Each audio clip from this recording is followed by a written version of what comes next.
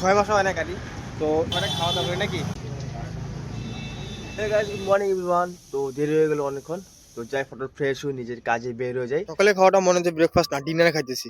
Bike নিয়ে বের হয়ে গেলাম আমার নিজের কাজে। কাজটা এরকমই সিরিয়াস ছিল যে আমার বন্ধুরা ভয় পেতেছিল যে কাজটা কিভাবে করুম। দেখো কোন দিক দিয়ে বাইরেছে, তোমরা দেখতে পাচ্ছ এখানে কাজটা কি হয়েছিল। আমার লাইট আর ফ্যান লাগানো ছিল, তো লাইট আর ফ্যান কিন্তু খুলে রাখা হয়েছে। কাজটা ছিল হলো ফেন্সি বাজার, যেটাকে বলা হয় সস্তা বাজার। কাম করতেছিলাম, কামটা শেষ। তো বুধবার আমি কাম শেষ করলাম, তখন যাই ঘরে খাওয়া দাওয়া করি নাকি।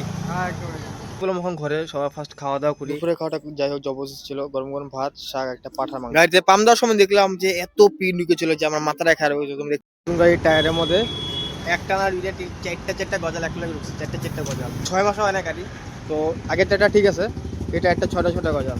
তারপর বিকেলের পর নাস্তা করলাম পপ আর কফি। মনটা ভালো লাগতেছিল না, এসে বললাম গালামাল দোকানে একটা চিপস নেওয়ার জন্য। সেই চিপস নিয়ে রাত্রে খাওয়াটা খেয়ে নিলাম।